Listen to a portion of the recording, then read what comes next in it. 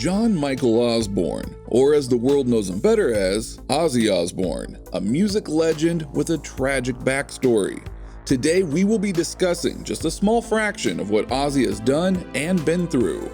When Ozzy started school in the mid-1950s, he learned early on that he was dyslexic. Back then, the protocol was to ignore these things and hopefully they would just correct themselves. But as we know today, that is not the case. However, since Ozzy had no support, it made school that much harder. Not only could Ozzy not read well, but he was also severely bullied beginning at the age of 11. Two bullies in particular would make Ozzy pull down his pants and then abuse him in ways that Ozzy will only sum up as being terrible. All of this took a severe toll on him emotionally, like it would any child at that age. And at 14, Ozzy tried to severely harm himself. His father discovered him immediately afterwards and proceeded to beat him. Then at the age of 15, Ozzy had had enough and dropped out of school. He would then spend the next couple of years holding down low-paying jobs and doing petty crime. When he was 17, he was locked up for 2 months on burglary charges. As most people know, once he was released, Ozzy would eventually place an ad in the local newspaper stating, "Ozzy Zig, vocalist, requires band, owns own PA." And that was the first step in what would eventually become Black Sabbath. In February of 1970, Black Sabbath would release their first album and spend the next 8 years recording albums and touring. And many would think that this would be some of the best years of your life. You're in a successful band, touring the world, you meet a girl, you get married, you have children. Most would think that after that it's happily ever after. But it was during these years that Ozzy would become heavily involved with substance abuse and marital affairs. Because of Ozzy's self-destructive behavior, Black Sabbath ended up firing Ozzy in 1979, which would only help fuel his substance abuse. Ozzy would then go on to be a solo artist after meeting the great Randy Rhoads in 1979. Ozzy and company would release his first solo album, The Blizzard of Ozz, on September 12, 1980. In March of 1981, Ozzy had a meeting with CBS. Right before that meeting, Ozzy had polished off a bottle of brandy in the car. During the meeting, something pretty bizarre happened. Ozzy bit the heads off of 2 live doves. He has been quoted as saying, "I just remember this PR woman going on and on at me. In the end I said, 'Do you like animals?' Then I pulled out one of these doves and bit its fucking head off, just to shut her up. Then I did it again with the next dove, spitting the head out on the table, and the woman fell on the floor screaming. That's when they threw me out. They said I'd never work for CBS again." I threw the one up in the air, sat on this girl's lap and snapped the other one in my mouth and bit his head up. November 7th, 1981, Ozzy would release his second album, Diary of a Madman. It was during this tour that the infamous bat incident took place. On January 20th, 1982 in Des Moines, Iowa, a fan threw what appeared to be a dead bat onto the stage. Ozzy thought it was just a rubber bat and proceeded to bite the head off. He immediately realized his mistake when he noticed that the head was crunchy. After the concert, he was immediately rushed to the hospital where he received rabies shots. To commemorate the 37-year anniversary of this incident, an official Ozzy Bat plush doll was made, and yes, it even came with a detachable head. It was also on the Diary of a Madman tour that Randy Rhoads had had enough of Ozzy's self-destructive behavior. Randy was going to leave Ozzy's band and focus on becoming a classical guitarist once he had wrapped up the Diary of a Madman tour. But unfortunately, that was not meant to be. According to police, the 3 were on an early morning joyride after staying up over 24 hours. While some members of the Ozzy Osbourne band slept in their tour bus parked next to the house, the other 3 buzzed overhead, circling the bus 3 times. On the 4th time, they didn't make it. On March 19th, 1982, at approximately 9 a.m., Randy Rhoads, makeup artist Rachel Youngblood, and tour bus driver pilot Andrew Aycock would pass away in a tragic airplane crash. Ozzy would later go on to admit that Aycock, the pilot, had been doing coke all night prior to the crash. The plane had been flying treetop level roughly 3 times, and then after the 4th pass, he tipped the bus on the opposite side, and then it went over the top of the bus, the plane did, and hit a pine tree in the front yard, and after it hit the pine tree, it nosedived into the home The home then burst into flames, and killed were the band's lead guitarist, hairdresser, and bus driver, 36-year-old Andrew Aycock, who was also the plane's pilot. They were flying in a Beechcraft Bonanza like this one.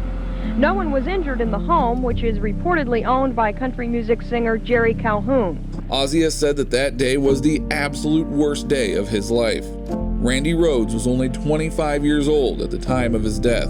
The news that day would go on to shock the world, as it had just lost one of the greatest guitar players of all time. In his book, I Am Ozzy, Osbourne said, Randy was laid to rest at a place called Mountain View Cemetery, where his grandparents were buried.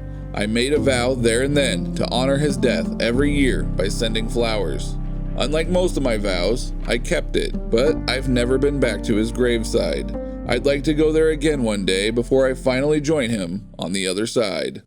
It was also in 1982 that Ozzy would finalize his divorce with his first wife, Thelma Riley. He has since stated that his marriage to her was a terrible mistake. He admitted to having countless affairs while being on tour.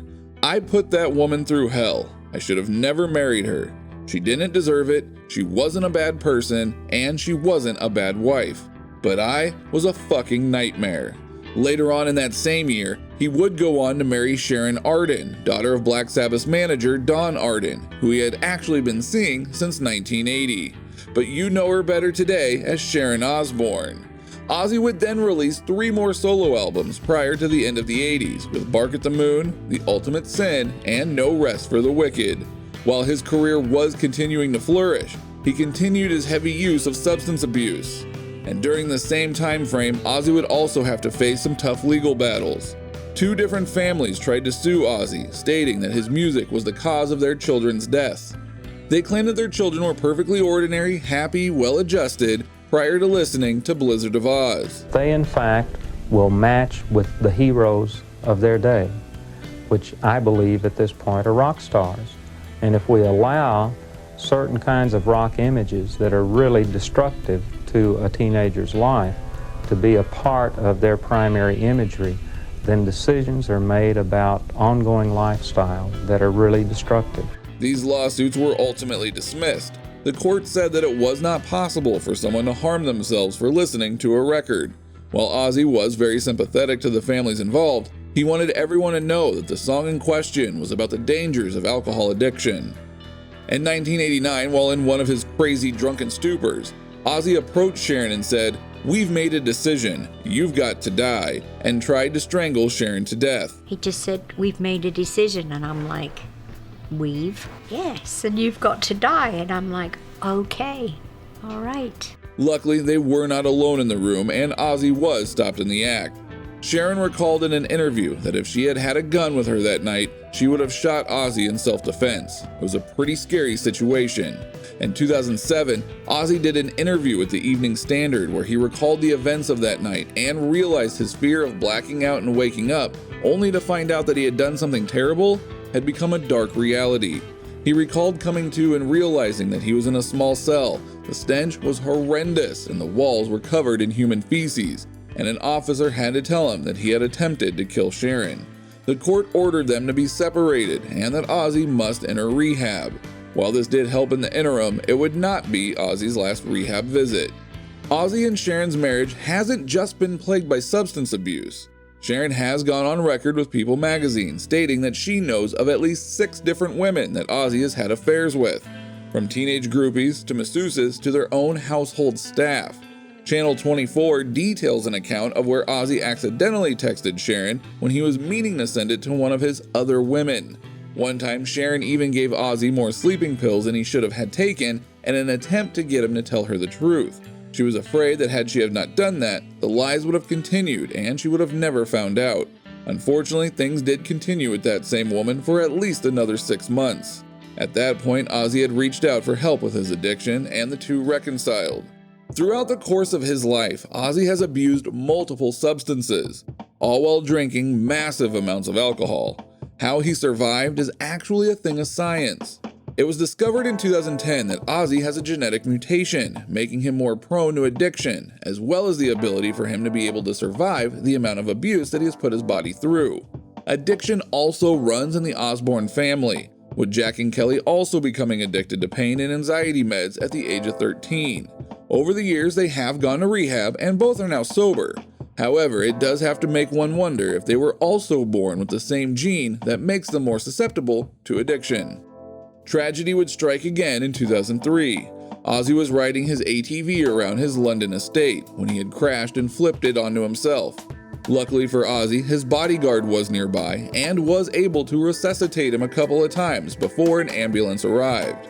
Jack Osbourne had said that Ozzy suffered a broken collarbone, 8 fractured ribs that were pinching crucial blood vessels, and a damaged vertebrae in his neck. Ozzy, can you breathe? Got the keys. Don't worry, just take one of the bikes. Ozzy, can you breathe? Ozzy then spent the next 8 days in a coma. It was revealed that while Ozzy was not drinking, he was on a 42-pill-a-day regimen that included antipsychotics and tranquilizers, which would also help to explain Ozzy's odd behavior and all of his muttering on the Osbournes. Needless to say, Ozzy has since parted ways with that doctor. 2019 has been described by Ozzy as being the most painful year of his life, which, after everything that he's been through and done to his body, it really says something. Between a bad fall that dislodged the metal rods he had placed in his vertebrae from the ATV accident, to an infection, to nerve pain issues, he was forced to cancel many different tour dates. The rumor mill began to spin, stating that Ozzy was on his deathbed. Luckily, that was not the case. However, Ozzy was diagnosed with PRKN2, a form of Parkinson's disease. Ozzy has said in an interview with CNN that his diagnosis felt like a weight had been lifted. And while this is not something that will put him on his deathbed, Sharon has said it's not a death sentence by any stretch of the imagination, but it does affect certain nerves in your body. It's like you have a good day, and then a really bad day. Ozzy has been a recovering addict since 2006. He seems to have made amends with his family and those that he has hurt with his actions over the years. With everything that Ozzy has endured over the course of his life, from his rough upbringing to his recent Parkinson's diagnosis and everything else in between, he is still standing. Will we ever get to see him back on tour? Well, it's hard to say, but at the age of 71, he deserves a bit of rest. After everything that he has given us fans in the last 50 years, I wish him nothing but the best. Thank you for watching, and please be sure to hit that like button and subscribe so that way you get all of Rockfeed's latest news, rock docs, and more.